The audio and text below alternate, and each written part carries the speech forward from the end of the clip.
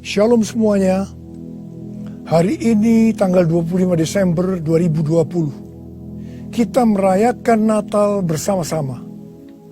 Saya akan mengajak saudara untuk membaca dari Yesaya pasal 9 ayat yang kelima. Mari kita baca. Sebab seorang anak telah lahir untuk kita. Seorang putra telah diberikan untuk kita. Lambang pemerintahan ada di atas bahunya. Dan namanya disebutkan orang Penasehat Ajaib, Allah yang perkasa, Bapa yang kekal, Raja Damai. Ayat ini menubuatkan kelahiran Yesus Sang Mesias.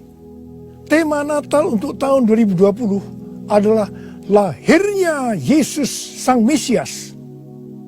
Kisah Para Rasul 4 ayat 12 berkata bahwa keselamatan tidak ada di dalam siapapun juga selain di dalam Dia. Sebab di bawah kolong langit ini tidak adalah nama lain yang diberikan kepada manusia yang olehnya kita dapat diselamatkan. Hanya di dalam nama Tuhan Yesus Kristus. Yesus Kristus adalah Allah yang menjelma menjadi manusia. Yesus adalah Mesias yang artinya juru selamat. Kata Mesias hanya dipakai untuk Allah, tidak pernah dipakai untuk manusia atau pekerjaannya. Yesaya mencatat 4 nama yang menandai tugas Yesus sebagai Mesias. Yang pertama, penasehat yang ajaib. Sebagai penasehat, maka Tuhan Yesus akan menyingkapkan rencana keselamatan yang sempurna dan akan menunjukkan kepada kita jalan untuk mendapatkan hidup yang kekal. Yang kedua, Allah yang perkasa. Di dalam Yesus selaku Mesias, seluruh kepenuhan kealahan akan berdiam secara jasmani. Sebab Yesus adalah Allah yang menjelma menjadi manusia. Yang ketiga, Bapa yang kekal. Yesus datang bukan hanya untuk memperkenalkan Bapa surgawi, tetapi ia juga akan bertindak sebagai Bapa kepada umatnya secara kekal. Ia penuh belas kasihan. Ia mengasihi, melindungi, dan menyediakan kebutuhan anak-anaknya. Yang keempat, Raja Damai. Yesus disebut Raja Damai karena hanya Tuhan Yesus yang bisa mendamaikan manusia dengan Allah. Mengapa manusia harus didamaikan dengan Allah? Sebab Alkitab katakan, semua orang telah berbuat dosa dan telah kehilangan kemuliaan Allah. Dosa membuat kita menjadi setru Allah. Upah dosa adalah maut, mati kekal selama-lamanya, tempatnya di neraka. Bagaimana Tuhan Yesus mendamaikan manusia dengan Allah? Alkitab berkata dalam 2 Korintus 5 ayat 21, Dia yang tidak mengenal dosa telah dibuatnya menjadi dosa oleh karena kita, supaya dalam Dia kita dibenarkan oleh Allah. Tuhan Yesus yang tidak mengenal dosa dijadikan dosa oleh karena kita. Artinya Tuhan Yesus harus mati menggantikan kita. Kita yang sebenarnya harus mati, tetapi Tuhan Yesus menggantikan kita. Supaya setiap orang yang percaya kepada Tuhan Yesus dibenarkan oleh Allah. Artinya didamaikan dengan Allah. Tuhan Yesus sebagai Raja Damai juga akan memberikan kepada kita damai sejahtera yang berlimpah-limpah. Ini yang sangat kita perlukan pada masa pandemi COVID-19 ini.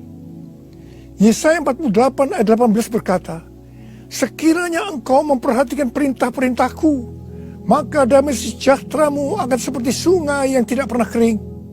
Dan kebahagiaanmu akan terus berlimpah seperti gelombang-gelombang laut yang tidak pernah berhenti. Jadi, kunci untuk mendapatkan damai sejahtera yang berlimpah-limpah yang Tuhan Yesus sediakan adalah memperhatikan perintah Tuhan. Hidup menurut kehendak Tuhan. Karena itu, baca Alkitab setiap hari. Renungkan, lakukan, dan saksikan.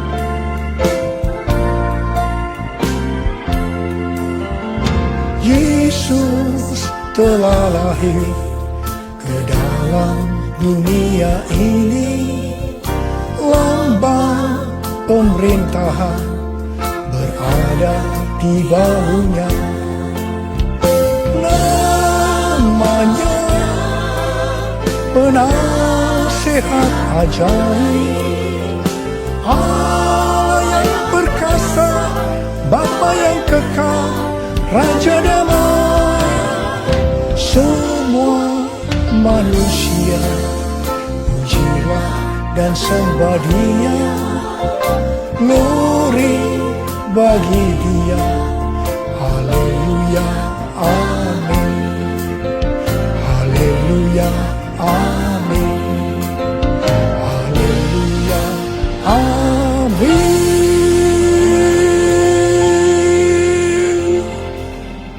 Pada waktu Tuhan Yesus lahir ke dalam dunia ini, ada beberapa peristiwa yang terjadi yang mengajarkan kepada kita bagaimana seharusnya kita menyambut kedatangan Tuhan. Peristiwa pertama dalam Lukas 2 ayat 8 sampai dengan 12, yaitu yang dilakukan oleh para gembala.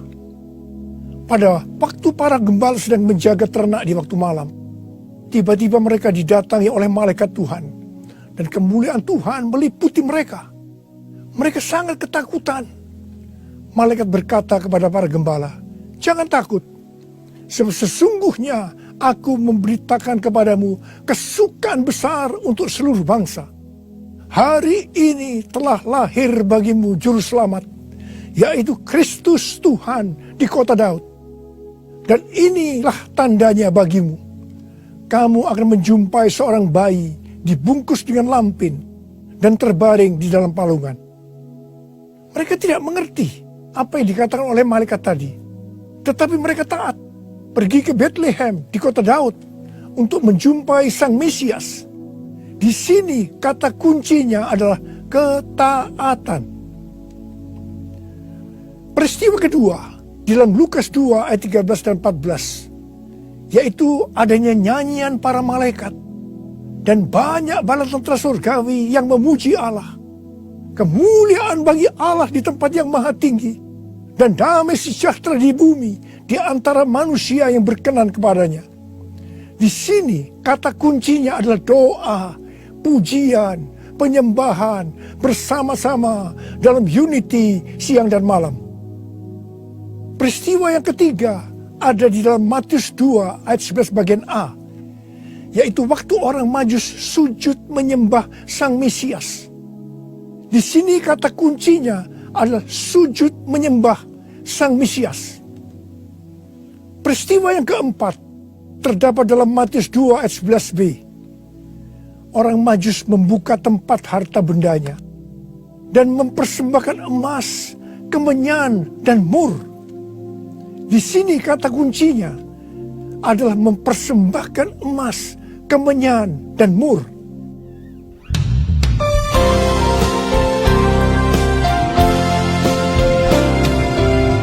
Kemuliaan bagi Allah di tempat yang maha tinggi, damai sejahtera di bumi di antara semua umat manusia yang berkenan padanya,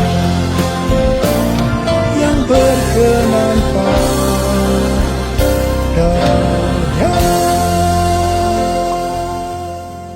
Karena Natal berbicara tentang kedatangan Tuhan Yesus yang pertama ke dalam dunia ini, maka hari-hari ini kita sedang menunggu kedatangan Tuhan Yesus yang kedua kalinya. Sesuai dengan 4 peristiwa yang terjadi pada waktu menyambut kedatangan Tuhan Yesus yang pertama, maka ada 4 hal yang harus kita lakukan untuk menyambut kedatangan Tuhan Yesus yang kedua kali. Yang pertama adalah ketaatan. Yang kedua, doa, pujian, penyembahan bersama-sama dalam unity, siang dan malam.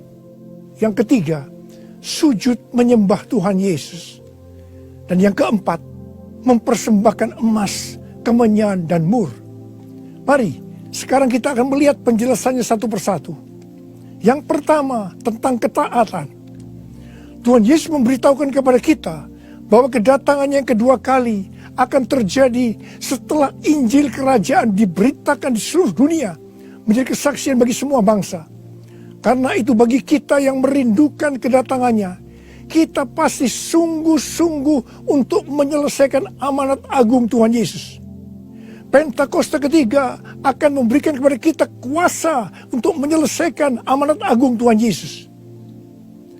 Menurut kalender Ibrani, kita sedang memasuki tahun 5781 yang disebut dengan tahun P Alef, yang artinya 81. Angka 80 atau P menggambarkan mulut.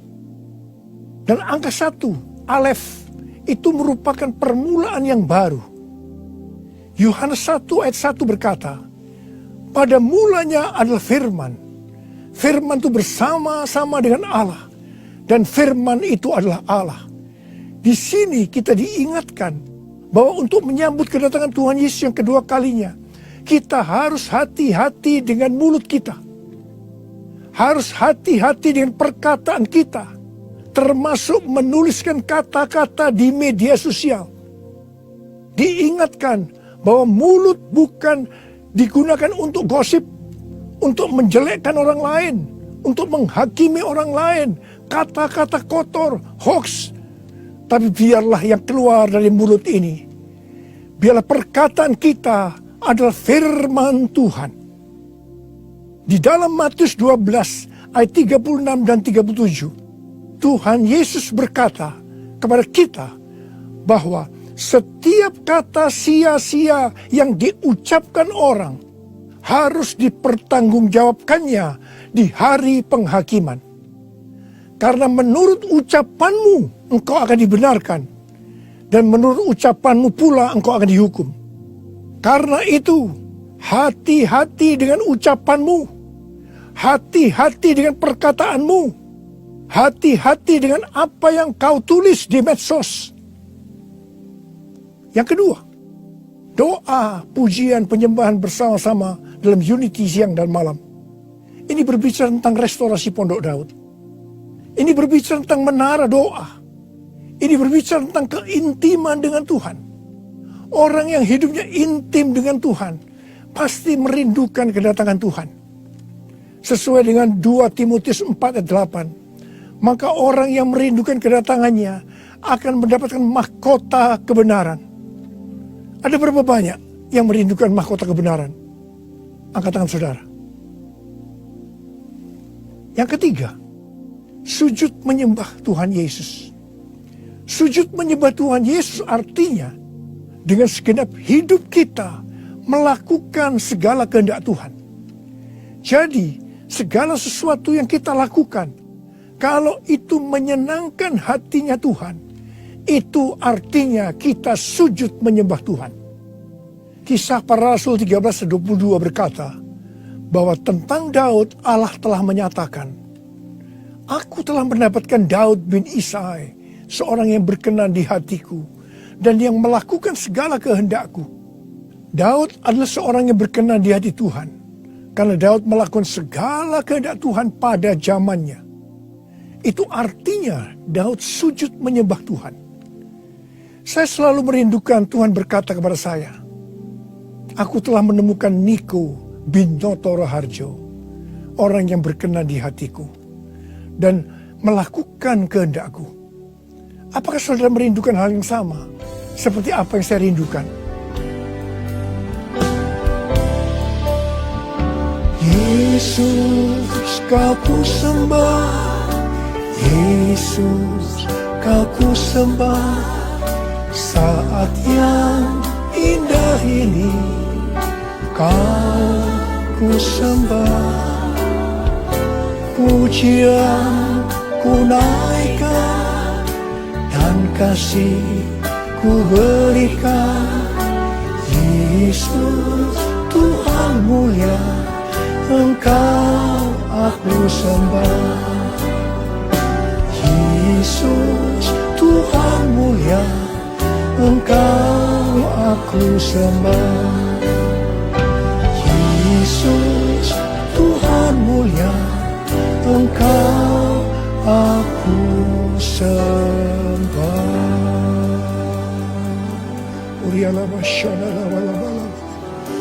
Uri ala bala bala bala. Uri di dan ala bala. Uri ala bala bala bala bala bala. Uri di dan ala bala bala bala bala. Uri di bishika ala bala bala. Uri ala bala bala bala bala. Uri ala bala bala. Uri di bala bala bala bala. Yang keempat, mempersembahkan emas, kemenyan, dan mur. Sesuai dengan apa yang dituliskan dalam Alkitab, maka kita akan berbicara dalam arti secara rohani. Emas berbicara tentang kekudusan atau kemurnian. Sikap, tindakan, dan ucapan kita harus kudus. Sebab tanpa kekudusan tidak ada seorang pun akan melihat Tuhan. Di dalam 2 Petrus 3 ayat 10 sampai 14 tertulis, tetapi hari Tuhan akan tiba seperti pencuri. Pada hari itu langit akan lenyap dengan gemuruh yang dahsyat, dan unsur-unsur dunia akan hangus dalam nyala api, dan bumi dan segala yang ada di atasnya akan hilang lenyap.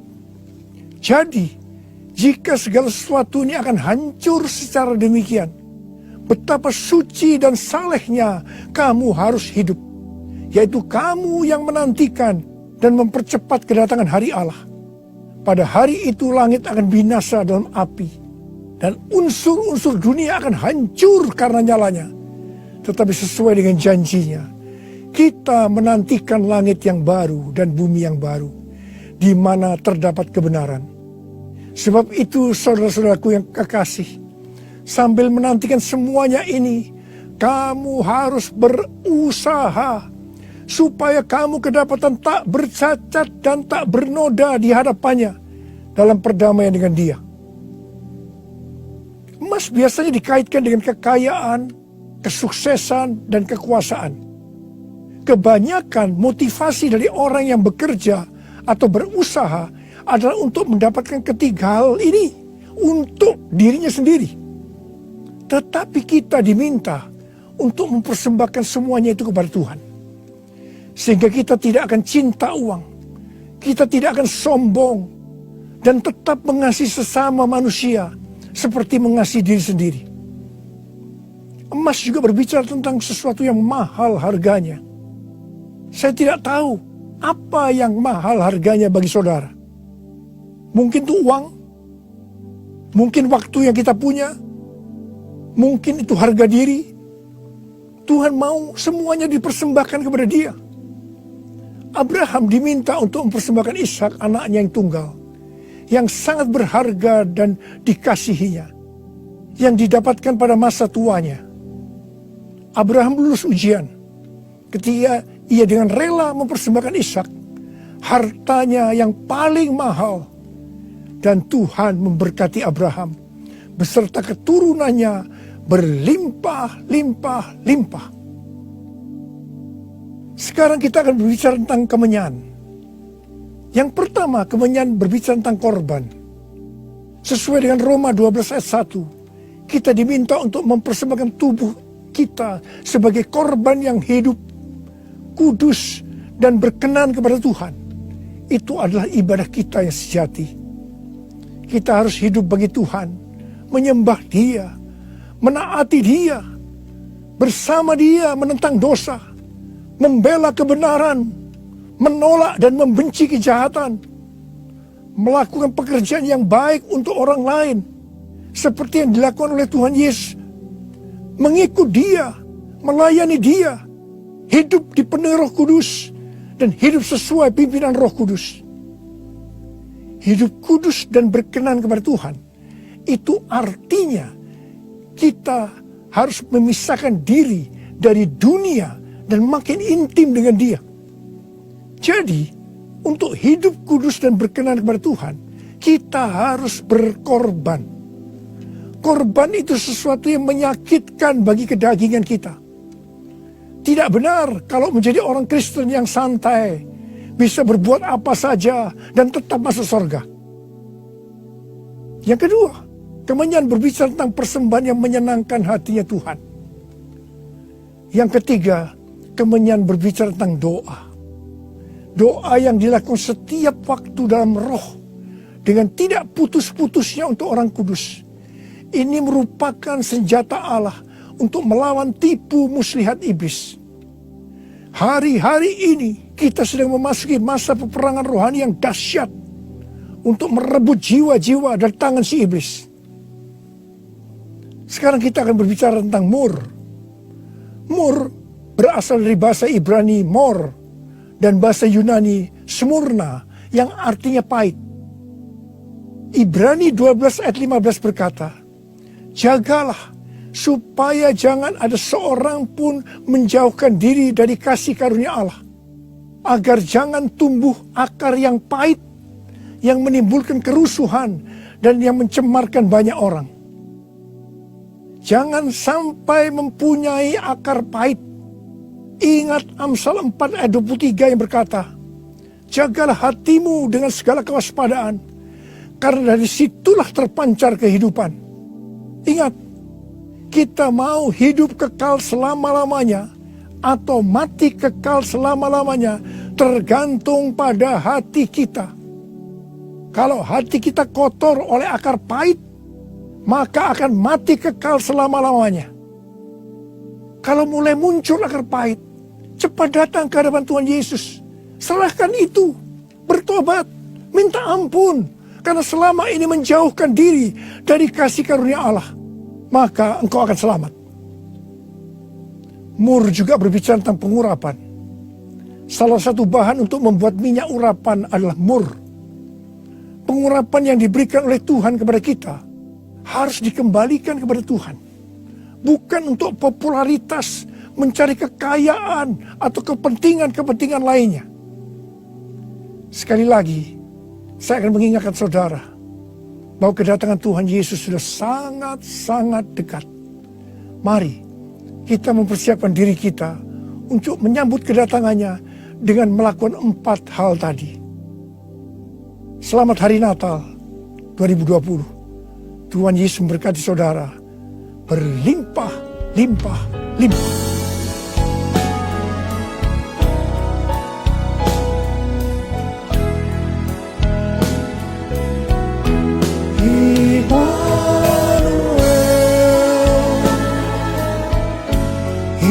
Immanuel, namanya disebut Immanuel, Allah serta dalam kita, namanya disebut Immanuel. Mari kita angkat tangan kita, sembah Dia.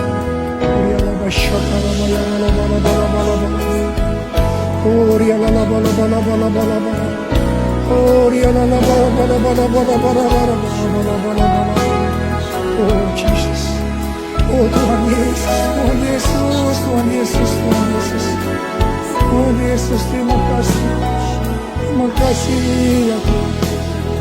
Oh Rabbasharalabalabala, Engkau menyertai kami sampai dengan akhir tahun ini Tuhan. Engkau menyertai kami ya Tuhan. Kalau kami ada sebagaimana kami ada saat ini, semua karena kemurahan Tuhan, karena Engkau menyertai kami. Oh Tuhan, terima kasih, terima kasih.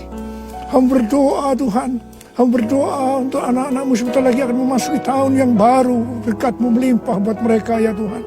Di tengah-tengah pandemi COVID-19 ini Tuhan, terima kasih, hamba berdoa tidak ada yang sakit ya Tuhan. Sembuh dalam nama Yesus, sembuh dalam nama Yesus, sembuh dalam nama Yesus. Tidak ada yang berkekurangan. Semua dicukupkan, malah berkelimpahan dalam hal yang baik. Oh Jesus, terima kasih Bapa. Terima kasih, Engkau yang beserta kami. Engkau adalah Immanuel, Allah yang beserta kami. Oh Jesus, Immanuel,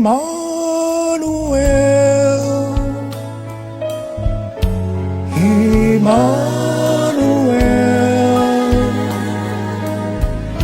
namanya disebut Immanuel, Allah serta dalam kita, namanya disebut Immanuel, namanya disebut Immanuel.